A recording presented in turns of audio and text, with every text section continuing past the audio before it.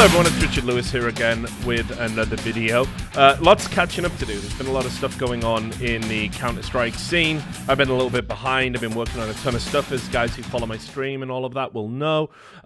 So look, let's get right into it. What I want to talk about today is something I'm sure you all saw it, but just in case you didn't, it's worth mentioning, and there's a few other little bits and pieces of information I'd like to bring to light, and that's this Norwegian cheating scandal that happened in Counter-Strike. Now, yes, we've talked a little bit about cheating, actually, in the most recent videos. We had the Fierce Tiger incident where, I went on stream and looked at kind of like Leo's videos because he got a VAC ban. It was fairly obvious he was cheating, even though there was people who were trying to defend him for some reason.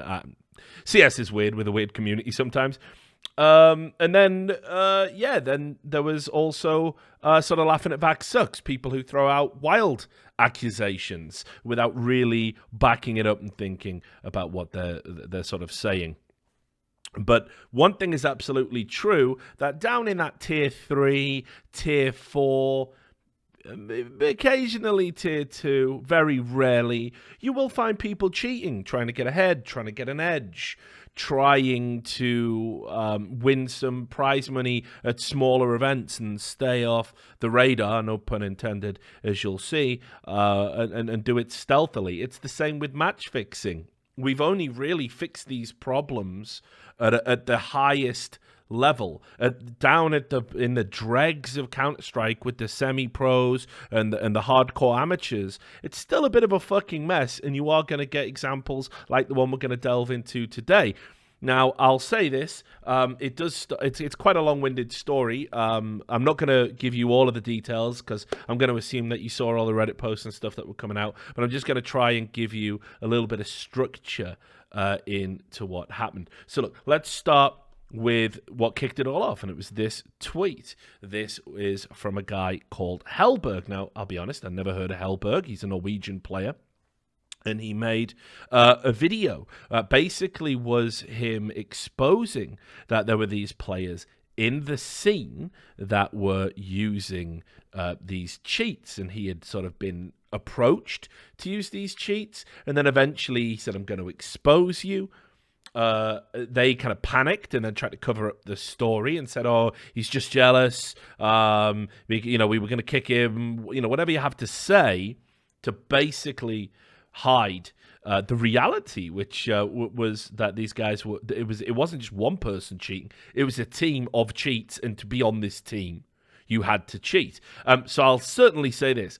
Hellberg deserves like an honorary fucking medal. When you think about people who've come into the scene, thrown accusations around, claimed that they've got special inside information, very little ever materializes from it. This was a guy who could have just cheated on this team, made money, and just shut up, and none of us would be any the wiser.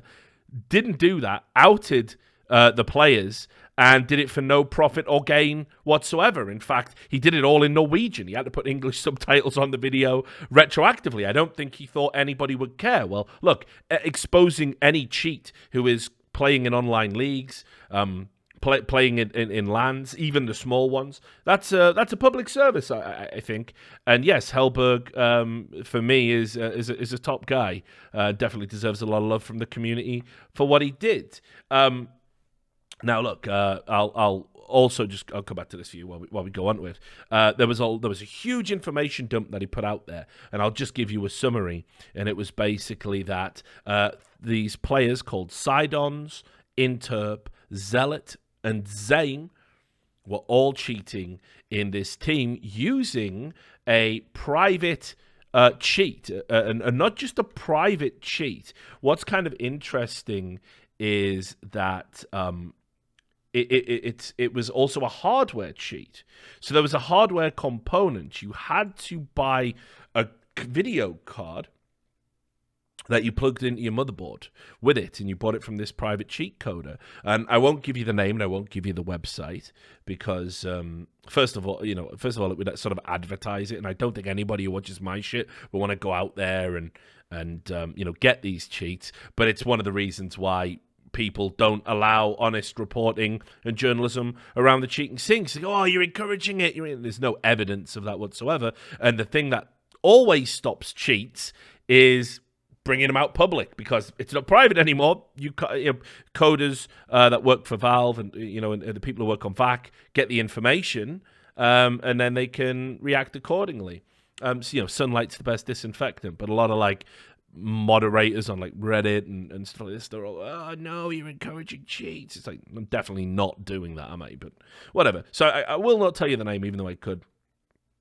But yeah, the bottom line is, if you come to hear, is that there was this private cheat being used by these 4 players. Now, when Hellberg went public with this video, what he had on the video was an interview with Zame, who was, I think, the youngest of the team, and he didn't want to cheat in the first place, or at least that's kind of how he framed it, that he was being pressured a little bit into cheating. Now, look, I think the subreddit can be incredibly harsh at times when it comes to kids, but equally it can be incredibly unreasonable. It's always about the middle ground, guys. For example, we look at Swag and we go, oh, he was just a kid, and then and some people just forgive him for being involved in the match fixing incident, and say, oh, he was a kid, he was bullied by the other guys, and then other people go, oh, I knew right from wrong when I was 10, so he should get the death sentence. Like, all right, okay, once again, there's no reasonable conversation happening.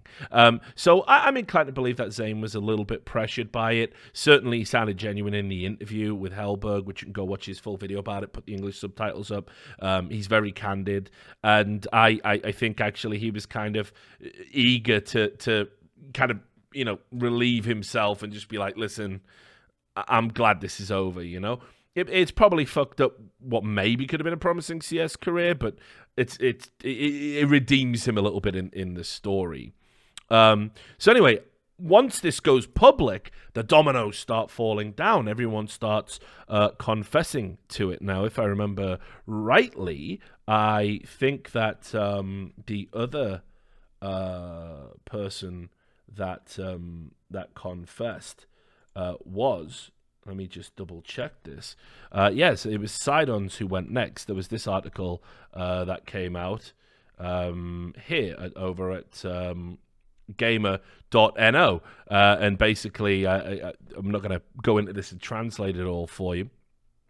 But basically what it says here is that, we cheated, we did it. This is my confession. So, yes, that kind of really lit the torch paper. Now, I can tell you a little bit about, kind of the cheat and how it worked from the video, interviewing people. And it is interesting. Look, I don't want to sound in awe of cheating software, but I guess you've got to kind of think about how sophisticated some of these programs can be. And what this cheat primarily was a sound ESP. That was the first sort of cheat that people were talking about. Now, what's interesting about that is that kind of cheat has been around for a while. I'm hoping I'm going to be able to dig up a video. I just had a thought, probably it's worth including. But yes, a sound ESP. So in case you don't know what that is, ESP obviously means extrasensory perception. That's what it stands for. So in other words, a heightened sense of awareness beyond what would normally be available to you. And typically an ESP, what it means in sort of public cheats is you get a little box around where people are, so kind of like a very sophisticated wall hack. It'll usually give you like information, so their health, ammunition, whatever, armor, whatever it needs to be, and then you've got full awareness of where everybody is and what they're doing, and can take advantage accordingly. It's obviously a huge competitive advantage. But a sound ESP what it does is, as you sweep your crosshair over a part, a wall or a part of the map that's got layers, if there are people behind it, it'll give you a beep and in your ear, which comes through the game, and you can hear it in your headset. And the closer they are, the louder it is, usually with sound ESPs. And you obviously, if you sweep across the wall and it goes like beep, beep, beep, beep, beep, well, they're gearing up, they're stacking, they're about to do an execute, so now you can start telling people to rotate. You can say, oh, I think I heard something, or guys, I think it's going to be B. You can just throw out an innocuous call, people can rotate, you can shut stuff down. So again, they had this huge advantage. Now, if I can just find, let me just see if I can find it, because this is a little bit off the cuff.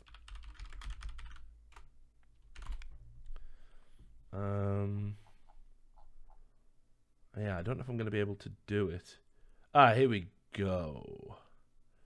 And this is, yes, this is going to kind of ruin the plan of not advertising cheats, but at least this is one that's defunct now. So basically, there was a cheat coder called Organa. I'm sure you know about that. Back in 2012, we had Copenhagen Games, and we had this big land for CSS. It was considered the send off. The scene was kind of in decline. We knew CS:GO was out, and all the big teams went. And there was a German team that had a run and went to the final, and they played against Mouse Sports, which at the time was the UK team. And it was probably one of the greatest CSS events we'd ever had. Loads of surprises and everything like that. And alternate attacks, they were one of the big surprises. And then all these rumors started coming out that they were cheating and using a sound DSP or a radar hack that was programmed into their mobile phones. Now, I didn't believe it. Obviously, it was a lot of Danish players that made the allegation primarily. I think a lot of them were upset that they weren't able to sort of, get the win on home soil. But certainly a lot of people thought they were bullshit. I interviewed, I think it was Rattlesnake from Mouse Sport at the time. And he said, I've never played against players this good at any level of source. When Very Games were on top, they weren't this good. It was ridiculous. He said they just always seemed to know what we were doing. They were getting so many smoke kills. So I think he was very much in the camp that these guys were cheating. Well, anyway, if we go here, I'm hoping I'm not going to. This window's going to work a little bit now. It kind of broke last time, but yes, basically that's going to pull into there, right? So yes, if we go here, I'll show you this video, and here it is. So nice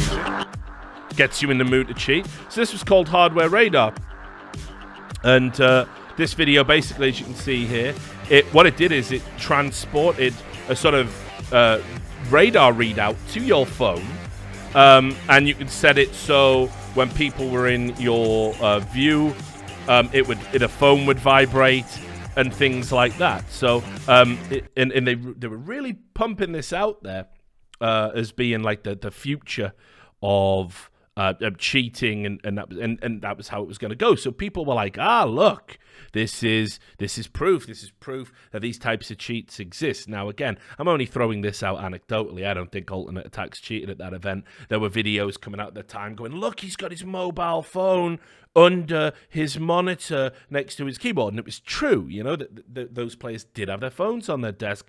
But I mean, again, that's a bit much. And of course, it wouldn't happen now at a CS:GO event the size of the event. You wouldn't be allowed to take your mobile phones onto the stage at all. They would be confiscated before you even got close to the stage. So yes. Anyway, the reason I'm telling you all that is that there certainly are lots of examples of supposedly sophisticated sound DSPs and things like that operating. So how did they sort of get the delivery system? Well, they used an executable file on a machine called Gyatso.exe. Now, you know Gyatso, it's a screen capturing program. And what you'll find is, for cheats, it's quite a common method that to throw a very preliminary disguise over the cheat. You will name the executable component of the cheat after a benign software program that would be on your PC anyway. This happened with Vent.exe. I've seen cheats that are called Teamspeak.exe. I've seen lots of cheats that are kind of look like spoofed programs, but actually it's the injection system for the cheat. And they said we would have Gyatso.exe on our computer. We would execute the file, and then it would be injected into the game, but the cheat wouldn't operate until we typed GLHF. And I thought that was fucking super interesting, just in and of itself, because think about it. That's pretty wild, right? I mean, like, just even having sort of some text that activates it while you're in there, and it's a benign phrase kind of thing everybody would say to each other during a game. I think that's pretty interesting. I think that's sophisticated. I'm sure that there's going to be some vax sucks type conspiracy nutcases now that are going to go through every pros game and all the times they've typed GLHF. Oh, it's code, you know, like that guy from fucking It's Always Sunny. You know, but interesting. It was interesting to me that the cheat wouldn't work unless they did that. Also, as well, the team were pretty disciplined in their approach to cheating. This is something I've brought up a lot down the years. This concept of players not knowing if someone on their team cheats. I think me and Duncan have had debates about this. I don't think we necessarily agree with each other. I've certainly known teams from Source where players played with cheaters and they knew they were cheating, and at times cheaters that couldn't get on other teams would just congregate with each other like, hey, look, we're all cheaters, no one's going to pick us up because we're all pretty blatant cheaters, let's just all play in a team together and just trigger everyone. We're not going to LAN, and they were just cheat in online leagues and everyone would know what was up, you know, but they would be like, we're legit.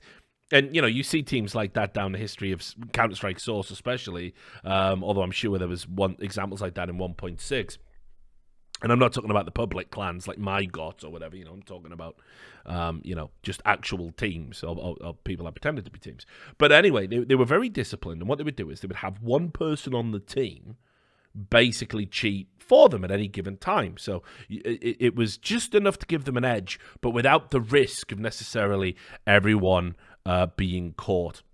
So that's interesting. Now, it gets even deeper here because the radar hack, how it works, is really interesting. And this might be a vulnerability that's been in the game, and maybe a lot of cheats have been exploiting this, and we're not too sure about it. Now, Rich, now you're talking about vulnerabilities. Oh my God, you really want to fuck up the scene. Don't worry, I got the files for this cheat. I've sent them to Valve. I do it all the time whenever a cheat leaks. I get the files, I take a look at them, I send them to Valve. That's what I do. So, Valve will already have these by the time you're watching this video. And I'm sure they will do what they always do, which is, look at it and look at ways they can implement it into an ever-improving VAC anti-cheat system. So, anyway, it would, if you had the server IP, it could intercept the information that would be sent to the game, and that was being sent specifically to the radar in the game. So you could be remotely connected to the cheat and not at the LAN. As long as you had the server IP information, you could drop it into the cheat, get the radar information, have the readout, and basically call for people. And that was one of the ways that this team were getting around winning at LAN events without necessarily having somebody cheat for them at LAN. What they did was they had one person remotely at home they'd give them the IP, they'd intercept the information, and they'd sit in TeamSpeak and basically call where people were for them. They would do the calling for them. And of course, at these smaller LANs, people are just going to come on to TeamSpeak. They don't even necessarily provide you with your own TeamSpeak, with official TeamSpeak service to use. So they just sat there and they had a player at home going, there's a guy here, there's a guy there, there's a guy here. And all the players were just aware of where that information was. And no one at the LAN themselves had even injected the cheat. That, to me, is definitely a concern. But obviously, as I'll get to in a moment, I don't think it would necessarily be affecting the pro-level scene. I'll explain why when we come to that part of the video. The other part of the cheat that was interesting, most cheats do this, had a kill switch in it where it basically just it sounds like what it is. It just kills itself, and the program instantly uninstalls, instantly turns itself off. Some cheats, I believe, are like you can have a kill switch which is like self-deleting, so the file's immediately removed. And this is designed to avoid detection. So obviously if an admin comes along, goes, hey, can I just check out your PC, buddy? You go, yeah, and you press your kill switch. You just, well, 1 second, mate. Press your kill switch to cheat, uninjects, deletes itself, whatever. And the other crucial part of the cheat is that it was Discord specific. The way that it had been programmed was you had to have Discord open. The cheat used Discord as a way to inject itself. So without Discord, the cheat itself wouldn't work. And again, I'm going to guess that is a specific way of exploiting code within Discord, which is interesting, and maybe it's something for Discord to think about. I didn't get into the ins and outs with the people I spoke to about why it specifically had to be Discord. But again, I'm pretty sure it'll reveal itself. Valve will be able to figure it out. They're certainly a lot smarter than I am. Anyway, so what's the upshot? So after all of this came out, all of the players, they confessed. It was all over. Hellberg does his victory salute, and then they get banned. Obviously, I mean, but what from? Well, so far it's not clear what's going on in the Norwegian scene. There's a rule in Denmark. Obviously, I've been going to Danish lands for many, many years.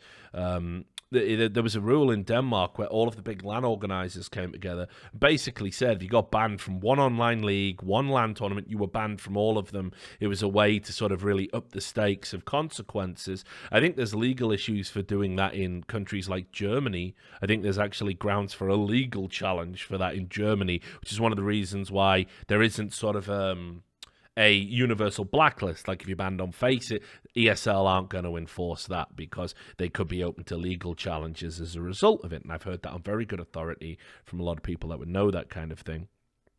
But yes, they got banned from Faceit. And hang on, we'll just kill that.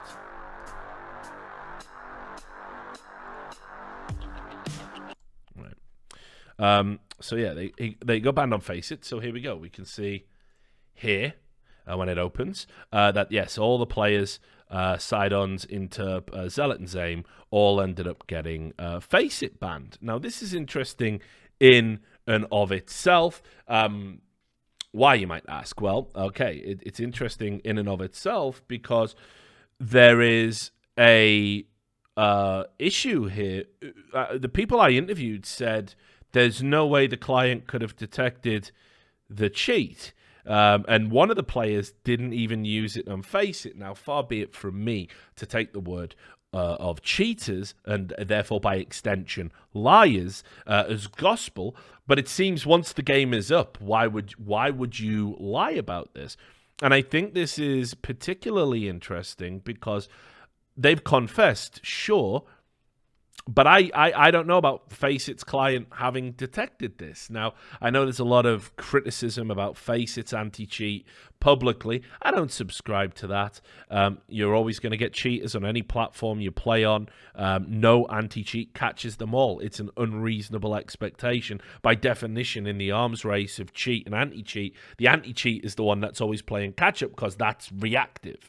So, yes, it seems a little bit weird that this was kind of enacted and that they would say, well, we didn't, I didn't cheat on Faceit. And it does raise sort of a moral quandary. Like, if somebody confesses to cheating, but your client didn't catch them cheating, is it right that you ban them? I don't think there's any doubt at this point that they were cheating, right? I don't think anybody's going to deny that. They certainly haven't denied it. There's lots of evidence and confessions, but then is it okay to say, well, fuck it, we'll ban them and, it's a client ban, honest, God blimey government. I suspect these bans were manually put in place. Faceit haven't said too much about it. That's fair enough. They're doing a good thing by looking after their clients and customers and players. by creating this sort of, cheat-free environment. But again, the idea of pulling a manual ban on people, but it can be a little bit of an ethical grey area. But anyway, I just remembered in all of the chat, I know you're probably super intrigued to see what the cheat actually looked like, or rather the hardware component of the cheat. Sorry, because every time I change here for some reason, it's taking a long time to load, and you're getting to see a little bit of overlap. And I'll blame Sam for that one. But here it is. I put this on Imager, and again, I found this fascinating, how sophisticated it actually was. You can see here it had all these components that you had to plug in to your computer in order this to work. So this is really, really sophisticated stuff. Definitely some of the most sophisticated stuff I think I've seen when it comes to cheating. And indeed, people said, Richard, the days you came up with the fucking wireframe injection hacks and all this other stuff, like the shit cheat coders can do now is out of this fucking world. Now, that being said, all right, I don't think there's any need for anyone to panic about any of this. And I'm sure, again, the Vaxxux guys would be like, oh, shill, he's a shill, he's in on it, he's getting paid to pretend. No, listen, here's why there's no need to panic. So first of all, the LAN events where they were cheating, these were small BYOC LANs by comparison. It was just literally people come, set up their PCs, and you've got maybe 5 admins at the whole of it. It's not practical to even have an admin check all of the PCs. So smuggling cheats into events like that. I mean, I've been at an I-Series in Telford, I think it was, where I literally, a guy in a competitive match in the groups tagged up as his seat number and said, come find me. And then he just was cheating. He was just spin botting in a competitive game. It was like, he was just doing it to troll people in person and get disqualified and then go get drunk, But the reality is, had he not spin botted, nobody would have given a fuck. People were just moving around and doing their own thing. He could have just cheated in that tournament and got pretty far in it until someone said, "Hang on, look at his fucking screen. Everyone's got blue boxes around them or whatever." So at a top tier event, you cannot do this. So first of all, it's not BYOC, so the hardware components are relevant because it's not going to be in the machines.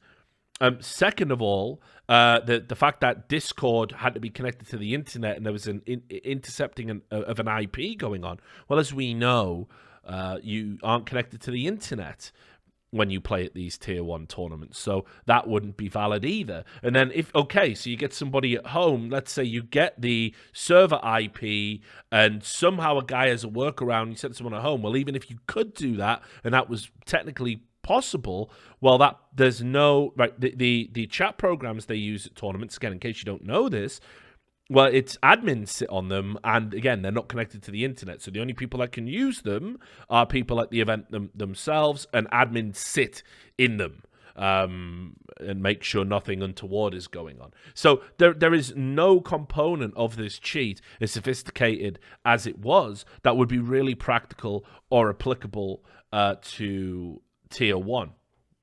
So I know a lot of people, whenever cheating stories like this come out, they go, "Oh, it's endemic. It's the end of the world." This is the same kind of level as like with match fixing, where people are just, look, it's a tier 4, it's a King of Nordic Cup game at 4 a.m. with players you've never heard of, and one just happens to have insanely bigger odds than the other. Yes, guys, throws are going to happen in those situations because those games should never be available to bet on. And it's like this. If you keep it to only go to kind of small LAN events and you get to bring your own computer and all this, yeah, you probably is going to be able to get away with cheating for a while because there's not really the resources to catch you. But eventually it's going to come out. Eventually anti-cheat software is going to update and get you. Eventually, someone's going to reveal it. Eventually, the wrong person's going to get hold of the cheat and flap their gums about it, and it's not going to be a secret anymore. And when that happens, this is what you get. So, I kind of felt that there was a lot of doom and gloom around this. This is kind of not cataclysmic for me. This is the kind of story that you're going to see come up, probably about once a year. Maybe twice a year. And it's going to be pretty obvious. I mean, if these guys had kept climbing the ladder and started playing against real teams, they would have been exposed. They would have been found out, because they certainly wouldn't have been able to get away with this shit once they got to the big leagues. So, yeah, it's still despicable. It's still disgraceful. I'm glad these players got exposed, but it certainly isn't anything to worry about in terms of what it does to professional, high-level professional Counter-Strike, I should say. This isn't indicative of a systemic problem. I know a lot of people say all pros are on the gear. I've never believed it, obviously, because it's absurd. And certainly this cheat doesn't prove it. But I will say this. There's always a chance that these guys are going to try and slither their way back and try and basically, get back in the good graces of people. You do see it with, and look, I'm all for fucking second chances, right? Like, I mean, people have said, oh, Simple's got a ban and this player's got a ban and, whatever it is, right? Second chances, I'm down for that. You make mistakes, there should be a statute of limitations where your fuck-ups drop off and you get a fresh start. But with that said, if you look here, this is why. Just remember this image. This is all you pretty much need to know about it. If you look here, this is one of the players in Terp, basically, when he got caught and he said it was a good run. Shrug. Well, forever and a day, fuck you, my friend, because generally, when you say things like this, what you're pretty much saying is, I would have just kept on doing it remorselessly for as long as possible. So you now never get to say, I was confused and young and misguided. No, this alone is pretty much indicative that you would have done it for as long as possible and fucked over as many people as possible.